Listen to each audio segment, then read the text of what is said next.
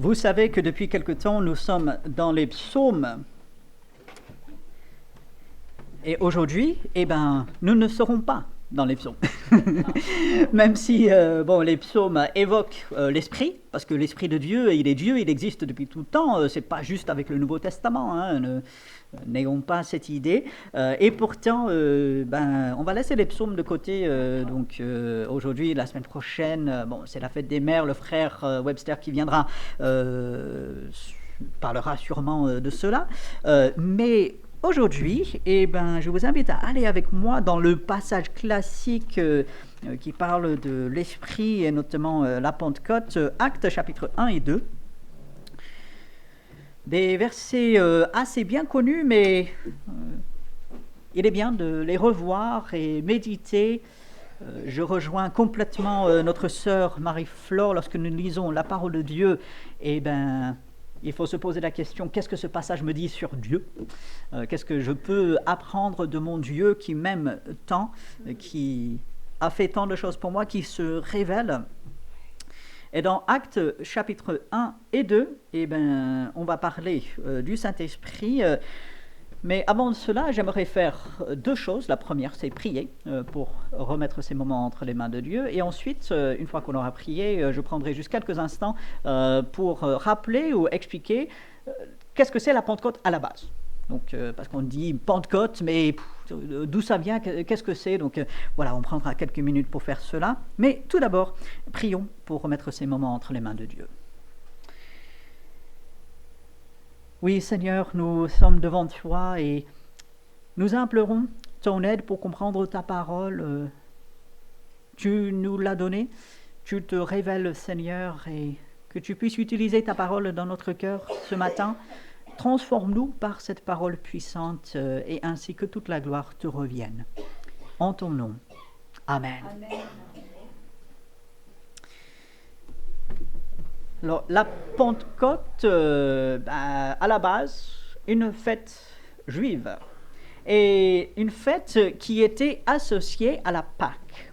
Alors, la Pâque, la plus grande fête juive, qui rappelait la sortie d'Israël d'Égypte, où Dieu, avec son bras puissant, avec une main élevée, a fait sortir son peuple du pays d'Égypte, de cet esclavage.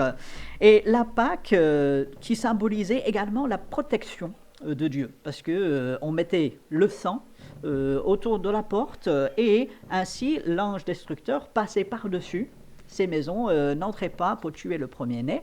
Et donc Pâques, à la base, c'est cette idée de passer par-dessus, en fait. Et chaque année, Israël devait célébrer à un moment précis la Pâque. Et puis, il devait compter 7 semaines. Et une semaine est composée de 7 jours. Et j'ai déjà fait le calcul pour vous, vous n'avez pas besoin de le faire. 7 fois 7, c'est 49. Et on reste simple ce matin. Et Dieu a dit, après ces 49 jours, le 50e jour, voilà, j'y arriverai, là, il y avait une autre fête qui était associée aussi à la moisson, et c'était les deux parmi les trois grandes fêtes d'Israël, donc la Pâque, la Pentecôte, même si ce mot n'est pas vraiment utilisé dans l'Ancien Testament, mais c'était ça. Et puis la fête des tabernacles, qui devait rappeler les 40 années d'errance dans le désert. Alors, Pentecôte, pourquoi Pente ? Pentecôte, là, on a Penta, donc 5, et en fait, là, on va sur 50. Et vous allez me dire, ok, très bien, Robert, on n'est pas juif, on n'observe pas les fêtes et tout ça. C'est vrai. Et pourtant, c'est précisément à ce moment-là que quelque chose qui nous concerne directement est arrivé. Parce qu'à la Pentecôte, cette date qui symbolisait en fait l'abondance, le remerciement envers Dieu, des actions de grâce, si vous lisez dans Exode, dans Lévitique, même dans Deutéronome, vous pouvez par la suite aller regarder, ces fêtes étaient toujours associées à la joie, la reconnaissance, on apportait ses sacrifices et puis on se réjouissait devant Dieu. Et c'est à ce moment-là que, effectivement, le Saint-Esprit est descendu. Et je vous invite à aller avec moi, donc si vous y êtes, Actes chapitre 1, parce que le Saint-Esprit devait venir d'une manière particulière. Alors comprenons bien, le Saint-Esprit était déjà présent dans l'Ancien Testament. On a plein d'exemples de gens sur lesquels le Saint-Esprit est venu à des moments précis pour des tâches, des missions spécifiques, mais il ne résidait pas dans les personnes.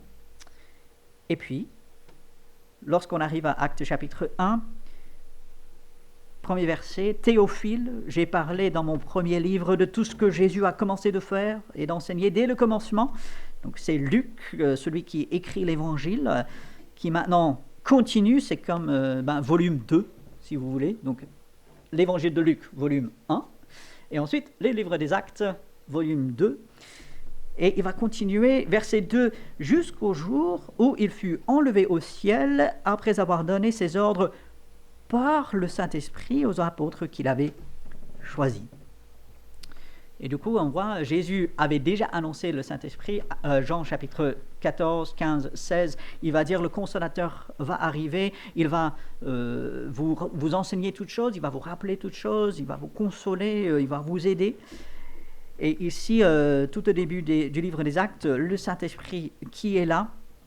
Et puis, verset 5, Jean a baptisé d'eau, et il faut se faire baptiser d'eau si on est enfant de Dieu. Mais vous, dans peu de jours, vous serez baptisés du Saint-Esprit. Alors, je veux faire quelques remarques ici. Le Saint-Esprit, on n'est jamais commandé de se faire baptiser par le Saint-Esprit.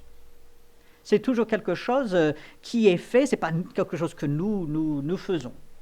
Si on a un enseignement, fais-toi baptiser par le Saint-Esprit, non. Le baptême du Saint-Esprit vient immédiatement au moment du salut. Parce que Jésus dit, vous serez baptisés. Il ne dit pas, allez, faites-vous baptiser. Non, vous serez, c'est Dieu qui le fait. Lui, il s'en occupe et il le fait parfaitement et il le fait pour chacun de ses enfants, sans exception.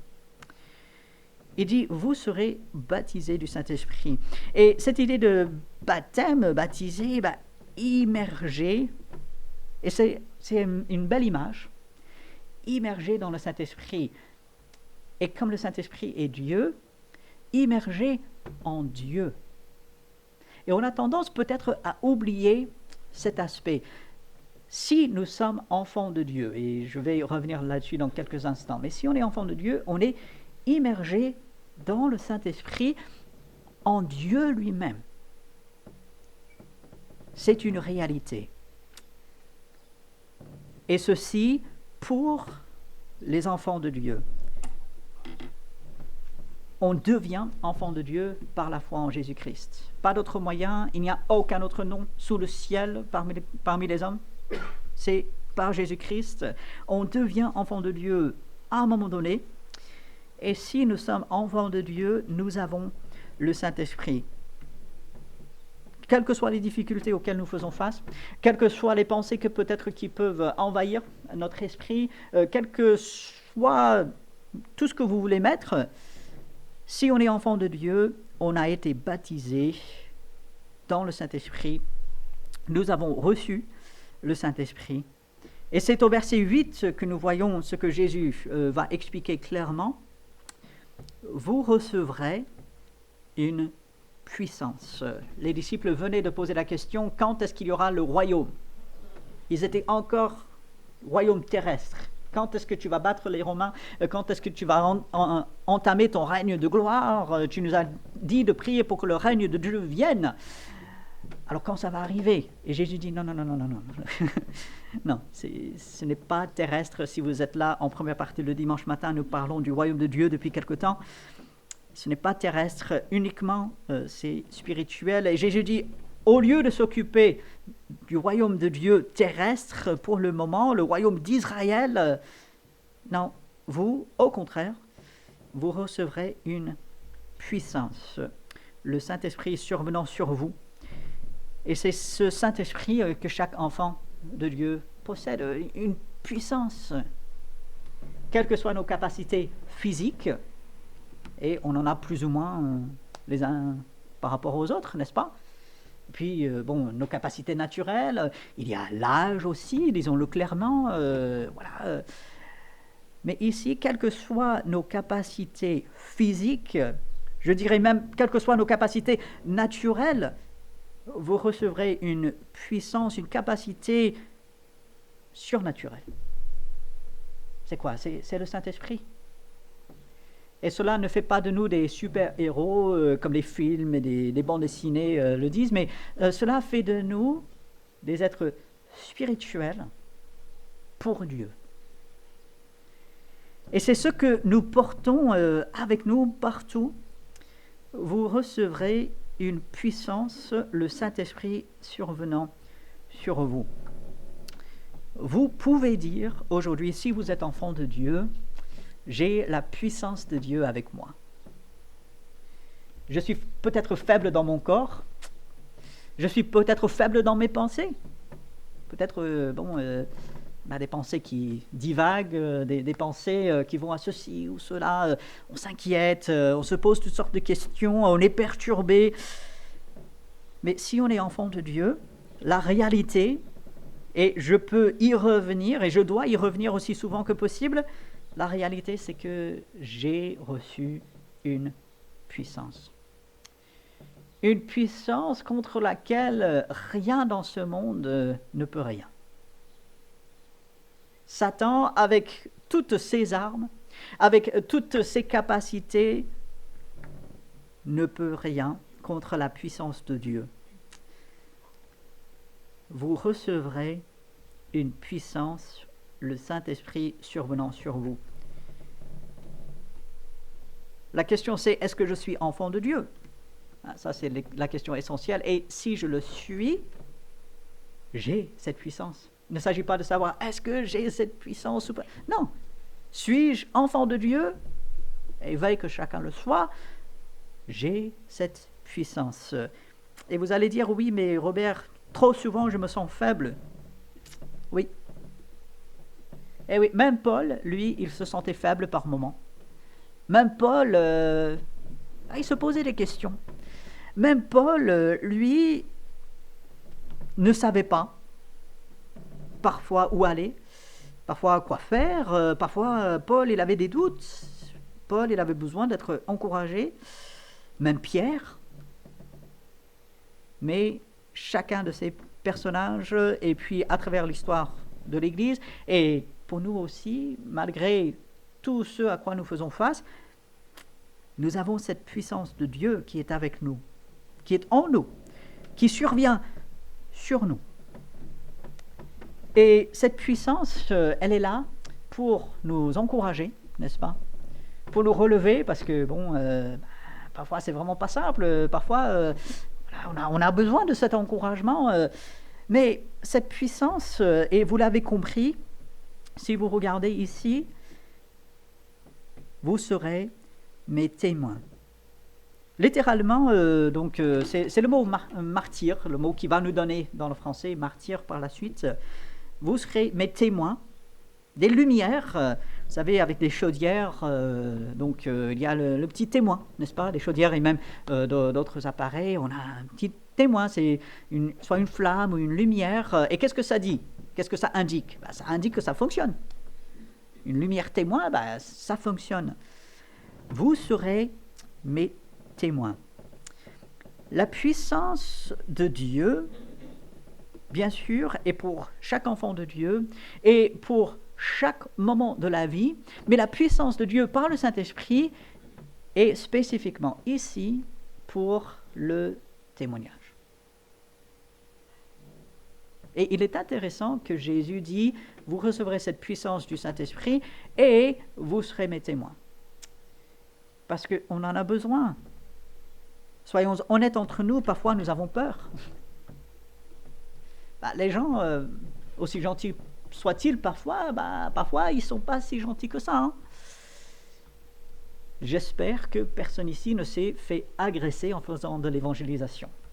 J'espère. Je ne le souhaite pas du tout pour vous. Je me souviens une fois, autour des HLM, je venais d'un bâtiment à l'autre, et puis j'arrive, et puis je vois les jeunes plus loin, donc je m'approche pour mettre dans des traités dans les boîtes aux lettres et leur parler un peu, et l'un d'entre eux avec un couteau. Il jouait avec un couteau. Je vous avoue, ça ne rassure pas.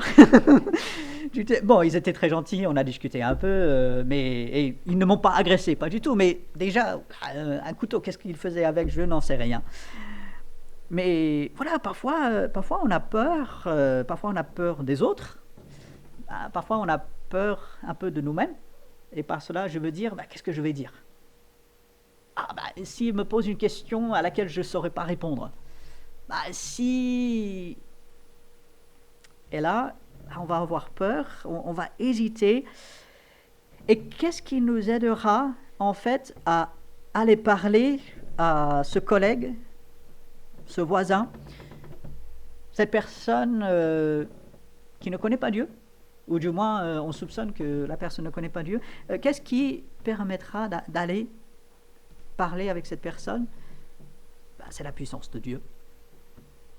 C'est la puissance de Dieu qui est là et qui va nous aider à être ses témoins.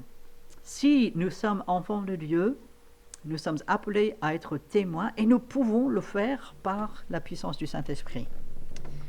Cela va se manifester de différentes manières selon les personnes. Nous n'avons pas tous les mêmes occasions. Nous ne rencontrons pas tous les mêmes personnes. Et ainsi, l'un va témoigner dans son contexte.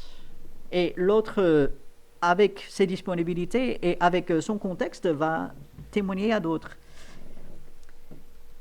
Mais Jésus dit, ça va être à Jérusalem, donc cercle rapproché, la Judée, encore plus loin, Samarie, encore plus loin, et jusqu'aux extrémités de la terre. Partout, où que nous soyons, d'être ces témoins de Dieu, et ça par le Saint-Esprit. Et Jésus dit, ça va venir. Et puis au chapitre 2, on voit les disciples, parce que c'est comme ça qu'ils s'appelaient, ils n'étaient pas des chrétiens, c'était des disciples. Bon, on va utiliser le mot chrétien par la suite, mais ils étaient des disciples. Ils sont réunis, déjà chapitre 1, on voit cela, ils avaient l'habitude de se réunir, et c'est un bon exemple pour nous. Ici, chapitre 2, ils sont encore ensemble, c'est le jour de la Pentecôte, donc on est 50 jours après la fête de la Pâque. Ils étaient tous, verset 1, ensemble dans le même lieu. Ah tiens, c'est nous aujourd'hui. On est le jour de la Pentecôte, même si c'est plus de 2000 ans plus tard. Enfin, à peu près 2000 ans plus tard. Nous sommes tous ensemble dans le même lieu. C'est formidable. Et là, tout d'un coup, il vint du ciel un bruit comme celui d'un vent impétueux, et il remplit toute la maison où ils étaient assis. Des langues semblables à des langues de feu leur apparurent, séparées les unes des autres, et se posèrent sur chacun d'eux. Ils furent tous, alors j'insiste sur le tous, hommes, femmes, remplis du Saint-Esprit, et se mirent à parler en d'autres langues, selon que l'Esprit leur donnait de s'exprimer. Nous voyons que les disciples, immédiatement après le retour de Jésus au ciel, se réunissaient souvent. Et j'insiste là-dessus parce que c'est quelque chose qu'il nous faut bien retenir et faire. Vous avez fait le bon choix d'être là ce matin et veillez que cela continue. Ils étaient tous ensemble dans un même lieu et là, Dieu va accomplir sa promesse. Alors souvent, on va mettre l'accent sur le caractère spectaculaire qui arrive ici. Le vent, le bruit, des langues de flammes. Alors, je ne sais pas si vous avez essayé de vous imaginer cela, on le voit représenté dans des images et tout, mais des langues de flammes sur la tête. Qu'est-ce que ça veut dire Bon, c'était cette représentation du Saint-Esprit. Et souvent, on va mettre l'accent là-dessus, on va parler des langues, voilà, il parlait en langue et tout cela. Mais ce que j'aimerais qu'on retienne, entre autres ce matin, c'est la fidélité de Dieu. La fidélité de Dieu à ses promesses. Parce que Dieu, il a dit déjà en Joël, déjà dans l'Ancien Testament, un jour le Saint-Esprit viendra et vos fils et vos filles prophétiseront. Et donc, Des centaines d'années avant, Dieu a dit, ça va arriver. Jésus, quelques jours auparavant, avait dit, le Saint-Esprit promis viendra. Et qu'est-ce qui arrive? Le Saint-Esprit vient. Dieu, il accomplit sa promesse. Et il est important pour nous, lorsque nous parlons du Saint-Esprit, de mettre l'accent sur le fait que Dieu accomplit sa promesse. Il a dit, je serai avec vous tous les jours. Et comment est-ce qu'il est? Par le Saint-Esprit. Dieu accomplit sa promesse. Alors le Saint-Esprit arrive, il est vrai, il y a un ensemble de signes miraculeux, spectaculaires, mais une mise en garde, attention, attention, ne croyez pas que ça va être la norme, ne croyez pas que si vous n'avez pas vu ces choses dans votre propre vie, que vous n'avez pas le Saint-Esprit. C'est une erreur. Ne cherchez pas des langues de flammes sur la tête quand vous vous êtes converti, ne cherchez pas même le parler en langue, c'était quelque chose de spécial que Dieu faisait à cette époque dans un but très précis. Ne cherchez pas des bruits, un vent. N'ayez pas peur si lorsque vous vous êtes converti, que vous avez reçu le Saint-Esprit, finalement rien à l'extérieur s'est passé. Ce n'est pas ça le plus important, c'est ce qui se passe à l'intérieur. Et du coup, le Saint-Esprit, il arrive parce que Dieu, il est fidèle. Et puis, Dieu savait que son peuple, ses disciples, en auraient besoin. Il savait qu'ils auraient besoin pour le témoignage, mais également, ils en auraient besoin pour faire face aux attaques. Alors, nous n'allons pas prendre le temps, mais je vous encourage à lire chapitre 2, 3, 4, parce que qu'est-ce qui arrive? Les apôtres commencent à témoigner. Ils annoncent, chapitre 2, Pierre, il fait cette merveilleuse prédication. Il dit, Jésus était le Messie, vous l'avez crucifié, mais Dieu l'a ressuscité, il faut croire en lui, gloire à Dieu. Et qu'est-ce qui arrive? La persécution. Et nous, aujourd'hui, lorsque nous commençons à parler de notre foi, faites l'expérience. Demain, vous allez au travail, et puis vous commencez à vous afficher en tant que chrétien, en tant qu'enfant de Dieu. Vous dites, je crois à la Bible, je crois en Dieu. Qu'est-ce qui va arriver? Très rapidement, on va vous dire, taisez-vous. Très rapidement, on va se moquer de vous. Ah, vous croyez déjà, vous croyez encore dans ça? Il y aura de l'opposition, plus ou moins forte. Et comment faire face à cela? Dieu savait que son peuple ferait face à l'opposition, des attaques même, et il y a le Saint-Esprit. Et le Saint-Esprit qui est omniprésent dans ces chapitres 2, 3, 4 et même jusqu'à la fin de ce livre, les disciples en avaient besoin. Nous, aujourd'hui, disciples de Jésus, nous en avons besoin et nous l'avons. Dieu savait que son peuple avait besoin du Saint-Esprit. Il l'envoie parce qu'il avait promis. Alors aujourd'hui, devant, oui, des attaques, devant la moquerie, devant l'incompréhension, devant l'opposition, nous avons le Saint-Esprit. Nous avons la puissance de Dieu avec nous. Et puis si nous revenons dans Actes chapitre 2, verset 4, encore une fois, j'insiste sur le fait qu'ils le furent, ils étaient tous remplis du Saint-Esprit. Chaque enfant de Dieu, sans exception, possède le Saint-Esprit. Paul, il va dire clairement, si quelqu'un n'a pas le Saint-Esprit, il n'appartient pas à Dieu. Le jour où nous avons accepté Jésus comme notre sauveur personnel, le Saint-Esprit est venu en nous. Nous avons le Saint-Esprit si nous sommes enfants de Dieu. Encore une fois, voilà la condition. Maintenant, le Saint-Esprit est là parce que Dieu est fidèle. Le Saint-Esprit est là parce que Dieu sait on en a besoin pour le témoignage, pour faire face à l'opposition. Mais aussi, allez avec moi un tout petit peu plus loin dans le livre de Galates. Parce qu'en parlant du Saint-Esprit, il serait difficile de passer à côté de ce passage dans Galates chapitre 5. Galates chapitre 5, où Paul va mettre en opposition, il va donner deux images. D'un côté, il va parler des œuvres de la chair, qui sont évidentes. Il va faire ça à partir du verset 19. Et à partir du verset 22, en contraste, en opposition à cela, il va parler du fruit de l'esprit. Alors, le fruit, un fruit, c'est quoi? C'est ce qui est produit par un arbre, c'est ce qui est produit par quelque chose. Et le fruit de l'esprit qui vient de l'esprit, un fruit se voit, n'est-ce pas? Un fruit se mange. Sauf les fruits en plastique, vous savez, on peut acheter donc des choses en plastique et faire joli sur la table sans que ça pourrisse. Alors, ne les mangez pas, hein. C'est pas bon, c'est pas bon. Et je dis ça pas par expérience, hein. Mais, trêve de plaisanterie, un fruit, ça se voit. Un fruit, oui, dans un sens, ça se mange, mais ça a un impact. Et le fruit venant de l'esprit, c'est-à-dire ce que l'esprit produit, c'est l'amour. L'amour. Ce n'est pas pour rien que Paul, il met cela, dirigé par Dieu, en tête de liste.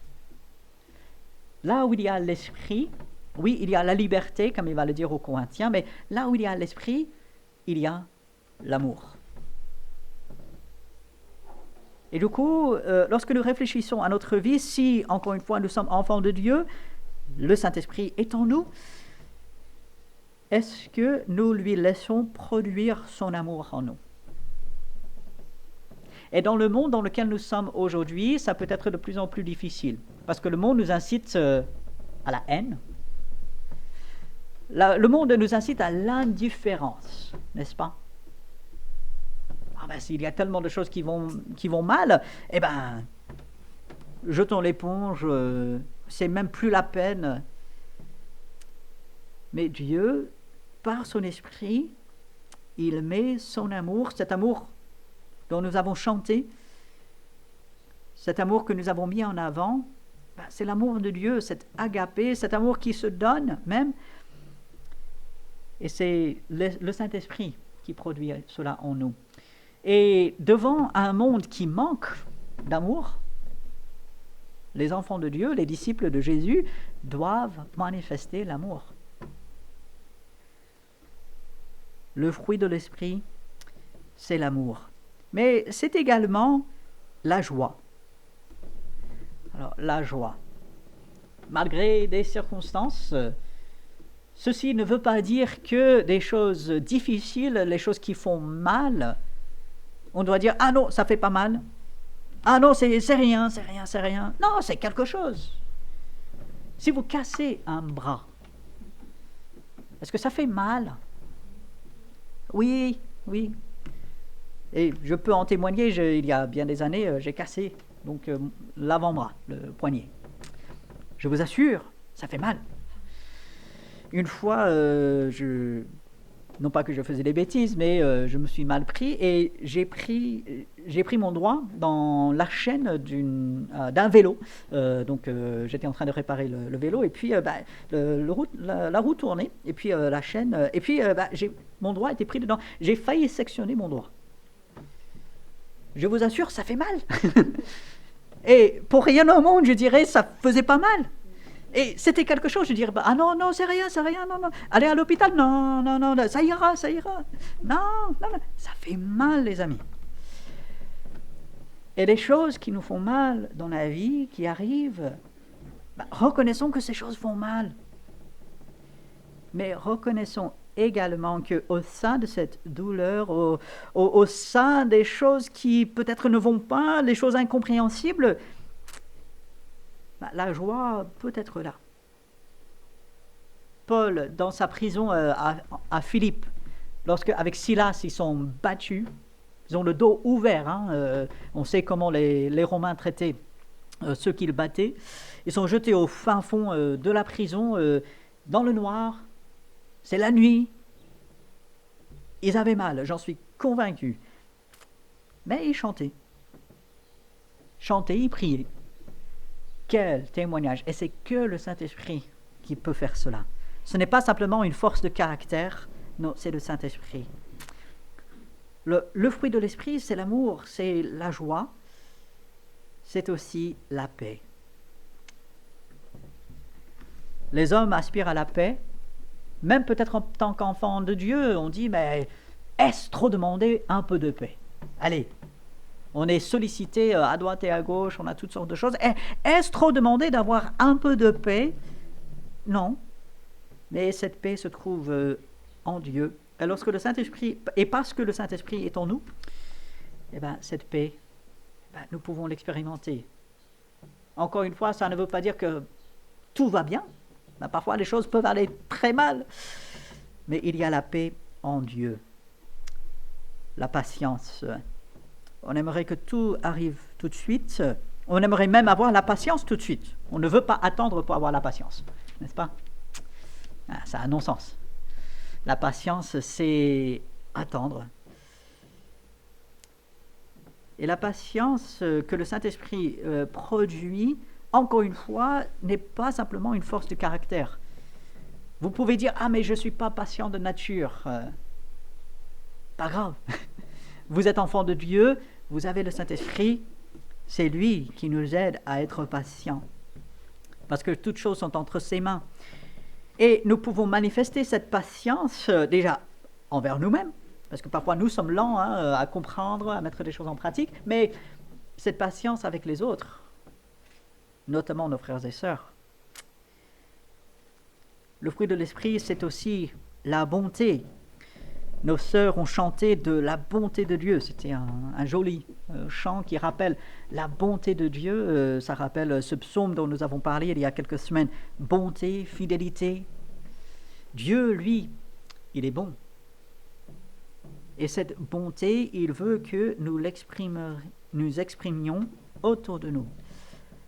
Cette bonté, et lorsque nous réfléchissons à nos relations les uns avec les autres, notamment au sein de cette assemblée, avec nos frères et sœurs, est-ce que mes relations sont caractérisées par l'amour, la joie, la paix, la patience, la bonté, la bienveillance?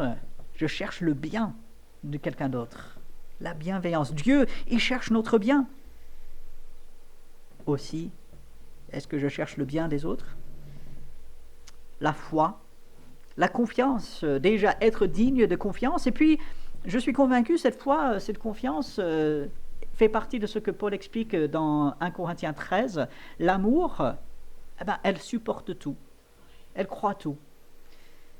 L'amour ne soupçonne pas le mal, mais l'amour, et c'est ce fruit de l'esprit, cette foi, cette confiance. Je fais confiance à l'autre.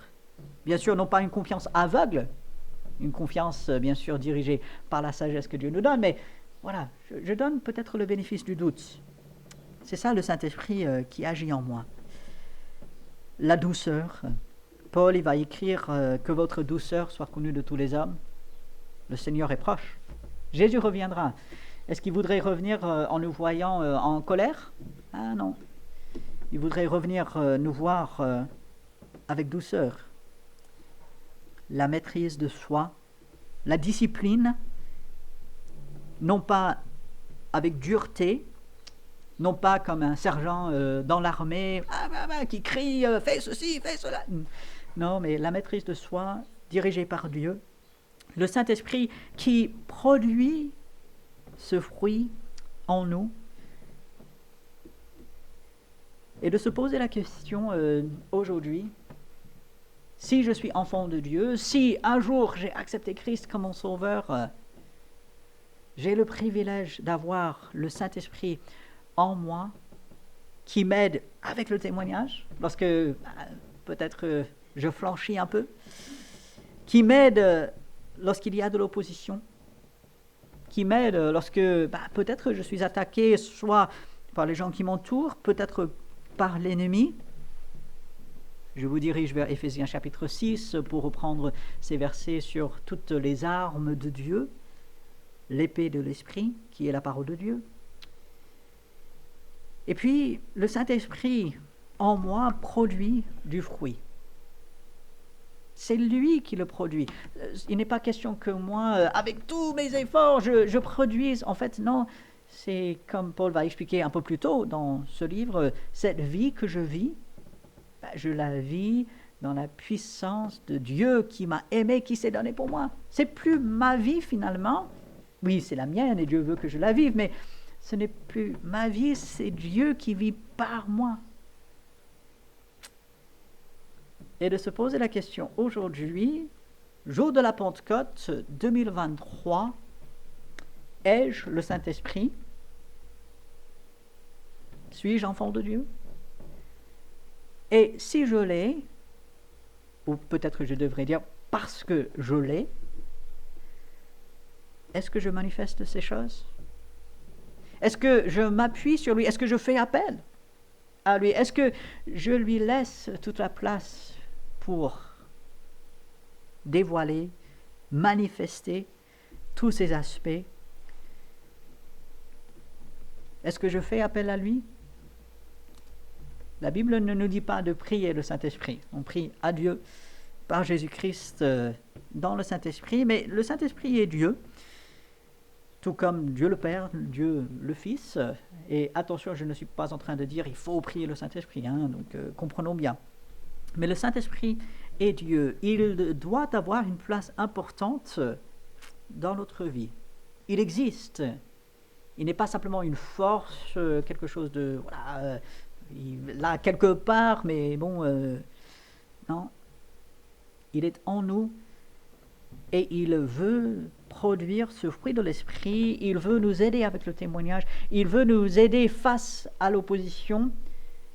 Et parce que Dieu est fidèle, il nous l'a donné. Et Dieu accomplit ses promesses. Et avec tous ses privilèges, avec tout ce que Dieu fait pour nous, lorsque nous regardons demain, par exemple, on va aller au travail, on va avoir des interactions avec des personnes, peut-être ça va bien se passer, peut-être pas, et de se dire, je vais voir tout cela, je vais vivre chacun de ces instants avec le Saint-Esprit. Qu'est-ce que ça changerait pour vous de dire chaque instant de ma vie, je le vis avec la puissance du Saint-Esprit, je le vis en m'appuyant sur le Saint-Esprit? Qu'est-ce que cela changerait dans votre vie? Sur la base de ces versets dans Actes, chapitre 1, chapitre 2, ces versets ici en Galates, d'autres que bien sûr vous connaissez, qu'on pourrait citer, mais parce que le Saint-Esprit est en vous, quel changement veut-il opérer? Quel changement est-ce que vous allez pouvoir, par sa grâce, faire? Peut-être pas de grands changements, mais est-ce qu'il y a peut-être une chose? Est-ce qu'il y a un aspect de votre vie que Dieu veut changer? Est-ce qu'il y a de l'aide qu'il veut vous apporter? Est-ce qu'il y a la direction qu'il veut vous donner? Si nous appartenons à Dieu par Jésus-Christ, nous avons le Saint-Esprit. Et il doit avoir un impact dans notre vie. Il a un impact, il est Dieu. Alors, comment est-ce que le Saint-Esprit transforme notre vie? C'est une question à se poser. Et ça passe par sa parole, bien sûr, de reprendre ces versets, de méditer, demander à Dieu aussi. Dieu, montre-moi. Peut-être moi, je ne sais pas trop, mais toi, tu sais, c'est ton œuvre. Et ainsi, je veux m'associer à cela. Du coup, avec ces pensées dans notre esprit, nous allons demander à Dieu, par l'Esprit, de nous aider, de nous fortifier, de nous diriger dans ces choses. Alors nous allons prendre quelques instants en silence d'abord, chacun devant Dieu, de se poser la question, mais Dieu, que veux-tu que je fasse? Et puis je terminerai au bout de quelques instants par une prière. Donc passons quelques instants dans une prière silencieuse interne.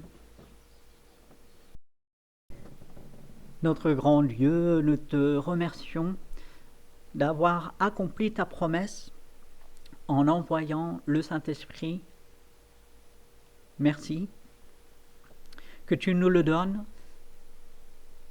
qu'il nous aide au jour le jour, Merci pour le fruit qu'il produit et que toi, par cet esprit, tu veux encore produire en nous. Merci que tu nous aides jour après jour. Nous faisons appel à cette aide en ce moment. Tu sais ce que tu veux faire dans la vie de chacun d'entre nous. Spécifiquement, ce que tu veux changer, ce que tu veux montrer. Le tout pour ta gloire, Seigneur. Nous sommes devant toi. Nous implorons ton aide. Continue de nous transformer par ta puissance. Et c'est en ton nom que nous prions. Amen. Je vous laisse avec un dernier verset qui est là sur le mur. C'est le dernier verset du petit livre de Philémon, où Paul écrit à son ami et aussi ceux qui étaient avec lui, que la grâce de notre Seigneur Jésus-Christ soit avec votre esprit. C'était sa prière pour ses bien-aimés, c'est ma prière pour vous. Que la grâce de Dieu soit avec vous, avec votre esprit. Très bon dimanche à chacun. Saluez-vous les uns les autres.